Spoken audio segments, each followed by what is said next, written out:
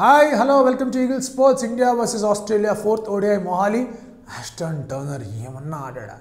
Match మన చేతిలో ఉంది అనుకున్న తరుణంలో ఒక రకంగా టర్న్ చేసేసి మ్యాచ్ మొత్తం వాళ్ళ వైపు తిప్పేసుకొని అసలు భువనేశ్వర్ కుమార్ని బుమ్రాని అంత లెవెల్లో 6లు 4లు బాధడం అంటే మామూలు విషయం కాదు. 2 బెస్ట్ డెత్ బౌలర్స్ అండ్ వాళ్ళని he's taken them on. And వాళ్ళు 4 ఓవర్స్లో దాదాపు ఒక 58-60 రన్స్ వాళ్ళు కన్సిడర్ చేశారంటే తన మామూలు హిట్టింగ్ కాదు. And it was a bad day for Bhuvi and Bumrah's bowlers. So ముందుగా మ్యాచ్లో విరాట్ కోహ్లీ టాస్ గెలిచాడు. He made all the right decisions. KL Rahul రావడం, రాయుడు ప్లేస్లో శిఖర్ ధవన్ చాలామంది వద్దనుకున్నారు. బట్ మన క్రితం వీడియోలో కూడా చెప్పుకున్నాం ideally Shikhar Dhawan should be there అని చెప్పేసి ఉంచాడు, ఫెయిత్ చూపించాడు and Shikhar Dhawan paid it off. ఆ తర్వాత మళ్ళీ చహల్ని తీసుకురావడం, భూమిని తీసుకురావడం, team selection was picture perfect. ఆ తర్వాత ఓపెనర్స్ ఇద్దరు మనం చాలా మాట్లాడుకున్నాం, ఎప్పుడు ఆడతారని వాళ్ళ కన్నుల పండగగా అనిపించింది చాలామందికి. And the way they have started. Shikhar Dhawan ఎప్పుడు కూడా కట్ షాట్స్ లేకపోతే పుల్ షాట్స్కి ఇంపల్సివ్గా ఆడుతుంటాడు. అలాంటిది తను ఆపుకున్నాడు, అలాంటి షాట్స్ ఆడలేదు, వెయిట్ చేశాడు. Mid on extra cover drive మీద ఆడడం తప్ప ఎప్పుడు కూడా పాయింట్ దిశగా ఆడడం, స్లాష్ చేయడం ఇలాంటివన్నీ ఆపుకున్నాడు. ఆస్ట్రేలియా హెల్ప్ చేశారు, కొంచెం ప్యాడ్స్ మీదకి వేశారు, ఫ్లిక్లు కొట్టుకోవడం, గ్లాన్స్లు కొట్టుకోవడం, కొన్ని 4లు వచ్చేసాయి. అండ్ ఆ తర్వాత మెల్లిమెల్లిగా ఈజ్ అవుట్ అయిన తర్వాత శుభ్రమైన షాట్స్ ఆడాడు. రోహిత్ శర్మ స్లోగా స్టార్ట్ అయ్యాడు, తను కూడా చాలా జాగ్రత్తగా ఉన్నాడు. ఆగి ఒక 4 వచ్చింది. ఆ 4 దగ్గర నుంచి పుంజుకున్నారు, ఇద్దరు రేస్ పెట్టుకున్నారు, ఎవరు ఫస్ట్ సెంచరీకి వెళ్తారా అని చెప్పేసి. 95 దగ్గర రోహిత్ శర్మ ఉన్నాడు, ఈ బాల్ 6 అని అందరూ అనుకున్నారు. మంచి షాట్ కొట్టాడు, లాంగ్ బౌండరీ. అది మొహాలీలో బౌండరీస్ గురించి మనం మాట్లాడుకున్నాం. Long boundary was out. 95 గట్టిగా బ్యాట్తో కాల్ని కొట్టుకున్నాడు. ప్యాడ్ ఉంది కాబట్టి ఏం కాలేదు, లేకపోయింటే వామో ఆ కోపం అసలు చూసుంటే కనుక లివిడ్ వాస్ కంప్లీట్లీ డిస్ట్రాట్ అనమాట ఆ షాట్ ఆడిన తర్వాత. సో రోహిత్ శర్మ అవుట్ అయిన తర్వాత ధవన్ తగ్గాడంటే లేదు, ఈ went on.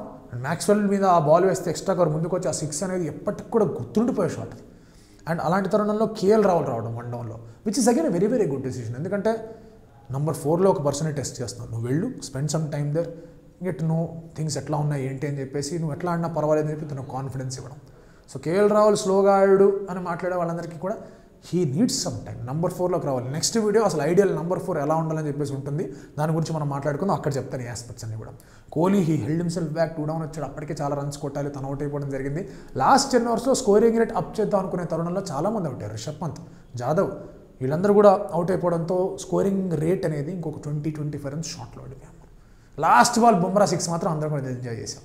359 to win and with good bowling attack India was in the game. And Bhuvneshwar Kumar ఫించ్ని అవుట్ చేయడం జరిగింది, బుమ్రా యార్కర్తో షాన్ మార్ష్ని అవుట్ చేయడం జరిగింది.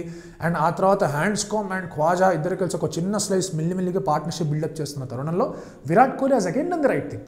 పార్ట్ టైమర్స్ని వేయిద్దాం అనుకున్నాడు, వేయించాడు. శంకర్ 5 ఓవర్స్ బాగానే వెళ్ళాయి, కానీ కేదార్ జాదవ్ని మాత్రం కొంచెం లాస్ట్ 3 ఓవర్స్లో కొట్టారు.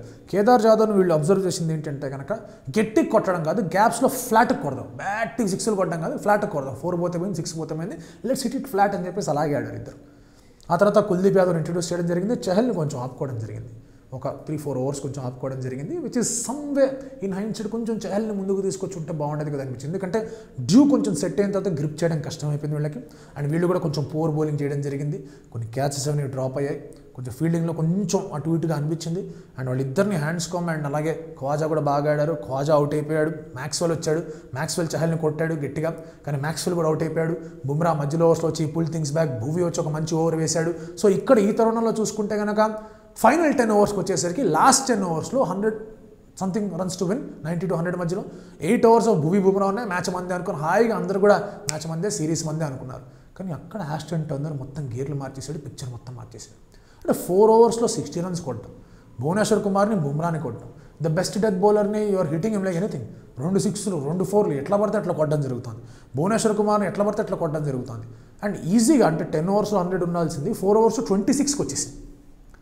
అండ్ ఆ తర్వాత ఇంకొక 11-13 బాల్స్ ఉండగానే స్కోర్ని వాళ్ళు చేసేయడం జరిగింది. సో ఇంకా ఆ 25 రన్స్ ఎక్స్ట్రా వచ్చినా కూడా కొట్టేసేవాళ్ళే. సో ఆ లాస్ట్ 10 ఓవర్స్ ఆస్ట్రేలియాకి ఉపయోగపడ్డాయి, వాళ్ళ బౌలింగ్లో మన బౌలింగ్లో కూడా వాళ్ళకి ఉపయోగపడ్డాయి. సో ఈ లాస్ట్ 10 ఓవర్స్లో మ్యాచ్ ఉండింది. పిచ్ వాస్ కంప్లీట్లీ ఫ్లాట్, కొంచెం డ్యూ కూడా రావడం జరిగింది, స్పిన్నర్స్ కొంచెం కష్టమైంది. ఈ ఆస్పెక్ట్లో చూసుకుంటే కనుక ఆడమ్ జాంపా చాలా బాగా బౌలింగ్ చేయడం జరిగింది. He bowled well, he picked up wickets, చాలా కంటైన్ చేయడం జరిగింది Adam Zampa. At the same time Cummins runs ఇచ్చినా కూడా 5 వికెట్స్ తీసుకోవడం జరిగింది. సో అలాంటి పర్ఫార్మెన్స్ అనేది మన దగ్గర నుంచి రాలేదు. వి స్టార్టెడ్ వెల్, మధ్యలో కూడా బాగానే held things straight. 35th 40th ఓవర్లో కూడా మధ్యలో కూడా మనం చాలా బాగా బౌలింగ్ చేసాం, వాళ్ళ మెయిన్ బ్యాట్స్మెన్ అందరినీ కూడా దించేసాం. కానీ ఆస్టన్ టర్నర్ వచ్చి సైన్ హోల్డ్లా మనకు అడ్డుపడి మ్యాచ్కి వెళ్ళడం జరిగింది, 2-2కు రావడం జరిగింది. అంటే there are lot of questions ఇప్పుడు. అంటే is India the best team అని చెప్పేసి కొంతమంది క్వశ్చన్స్ అడుగుతున్నారు. ఒక చిన్న అబరేషన్ ఇది. ఒక వైట్ పేపర్ మీద ఒక బ్లాక్ డాట్ పెట్టి ఇది నల్లది అని చెప్తే ఎలా ఉంటుందో అలాగే ఇది కూడా.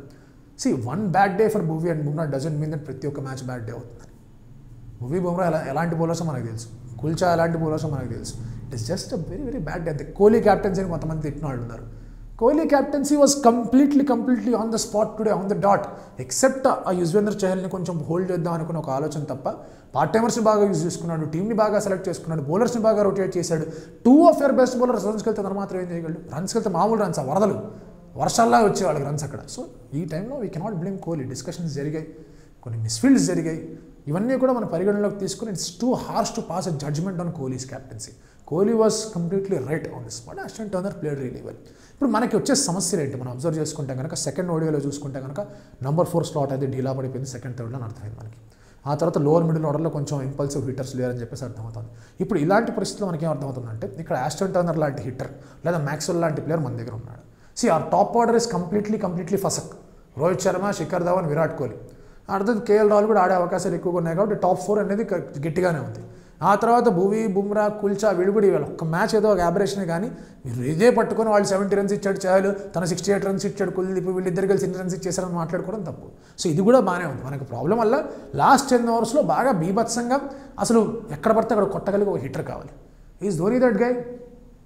No more. ఎందుకంటే ధోని కొంచెం కష్టం అవుతుంది అలా ఆడడం.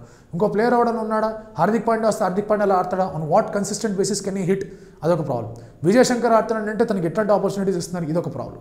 ఈ యొక్క ఢీలా పార్ట్ని మన వాళ్ళు కవరప్ చేసుకోవడానికి ప్రయత్నించాలి. ఆప్షన్స్ ఉన్నాయా అంటే దిర్ ఇస్ నో ఆప్షన్. అదే సాడ్ పార్ట్. ఇప్పుడు Rishabh Pant you employ to play hitting role, mistakes అవుతాయి తన దగ్గర నుంచి కూడా shots. He's not that trustworthy player. Rishabh Pant is definitely good player, కానీ ట్రస్ట్ అనేది ఇవ్వగలిగాడంటే అది కూడా క్వశ్చన్ మనకి. ఇంతటి ప్రాబ్లమ్స్లో ఈ యొక్క చిన్న లోపాన్ని మనం కప్పిపుచ్చుకోవాలంటే కనుక కొంచెం జాగ్రత్తగా ఆడాల్సిన అవసరం ఉంటుంది. 1 person has to stay till the end top 4లో. ఈ దిశగా కొన్ని ఆలోచించుకొని మన వాళ్ళు సవరించుకోవాల్సిన అవసరం ఉంది. ప్రతిదీ పిక్చర్ పర్ఫెక్ట్గా కనిపించదు. బట్ దెన్ ఏదైతే అవసరం వాళ్ళని ట్వీక్ చేసుకొని రూల్స్ అండ్ రెస్పాన్సిబిలిటీ ఇచ్చుకోవడానికి ఈ కొన్ని మ్యాచెస్ అనేవి ఐ ఓపెనర్స్గా ఉంటాయి. మిడిల్ ఓవర్స్లో వికెట్లు తీయకపోతుంటే ఏం చేయాలి? ఎవరా బౌలర్? ఎట్లా రొటేట్ చేయాలి? ఏమన్నా చేయగలగాల? ఇద్దరు స్పిన్నర్ డ్యూ పడుతున్నప్పుడు లేదా ఫ్లాట్ పిచ్ మీద ఇద్దరు స్పిన్నర్లు ఉండాలా, 3 సీమర్స్తో వెళ్ళాలా? ఇవన్నీ ఆలోచనలు వస్తూ ఉంటాయి. ఇలాంటివన్నీ ఉన్నప్పుడు we have to take some collective decisions. అవన్నీ కూడా చూపించడానికి ఈ మ్యాచ్ ఉంది. సిరీస్ ఓడిపోతే మన వాళ్ళు బెస్ట్ టీం కాదనుకోకండి. సిరీస్ ఓడిపోయినా పర్వాలేదు. We're getting something to know. మనం కరెక్ట్ చేసుకుంటాం. అంతకుమించి ఏదీ లేదు.